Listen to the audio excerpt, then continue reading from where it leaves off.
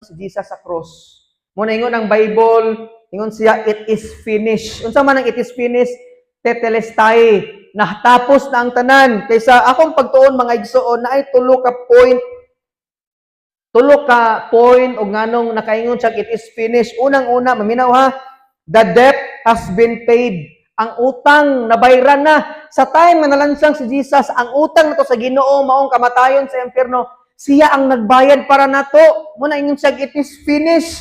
Ikaduha, igsoon, the battle has been won. Sa time na nalansang siya sa cross, ang gubat, tali sa yawa o sa Ginoo, napildi na. Kaya katong kontra, kasi gani, ang yawa o ang sala.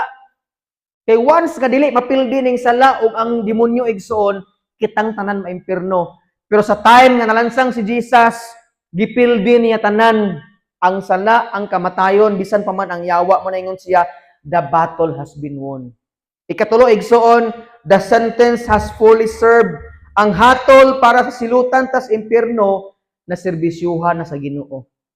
Kita unta ang maimpyerno, pero siya ang nagaantos para nato. Muna inin siya, it is finished. Grabe no? Usara ka word, usara ka sentence, pero tulo na gitapos sa Ginoo para nimo ug nako. Muna igsoon sa atong kinabuhi, unsa man ang gubat nga atong giatubang. Ayaw kalimot nga dili ta kontra sama sa minahal nato sa kinabuhi. Mga igsoon nato sa pagtuo. Ayaw kalimot nga wala ta naginusara, daghantang magtabanganay. Naa si Lord makig-away nato. Na ayaw kalimot igsoon sa katapusan, daog na tangdaan. Amen, daog na tangdaan. Nung estudyante ka, gikapoy ka, na-discourage ka, ayaw sigig Facebook. Basa sa pulong sa Ginoo kay Satan masikag Facebook, makumpir man nimo nga may pasiya ako dili nga didyo ko ingani. Amen ba? Mo nga igsoon kung daog na tangdaan diha sa Ginoo, cooperate sa Ginoo. Ayaw buhata ang sala, buhata ang kabubuton sa Ginoo anuman diha sa anak sa Dios. Madaugo na tangdaan. Mo nang gidasig mo na ko igsoon sa man kakapoy ang kinabuhi, unsa man kadaghan ang problema o pagsulay na may mga panaglalis usahay sa tong pamilya sa simbahan. Ayaw kalimot nga na ang Dios naguban sa ato. Amen. Dasigon kaniya, bakuron kaniya.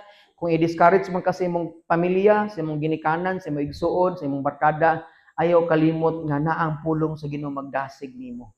Mao ni papun-a si imong hunahuna ug mosulod si imong kasing-kasi aron makapadayon kas kinabuhi igsuon.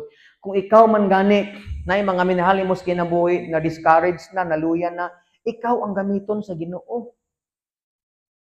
Paminawa siya, ampui siya, dasiga siya, kung ano bang tao, mo discourage niya, ikaw ang gamiton sa Ginoo.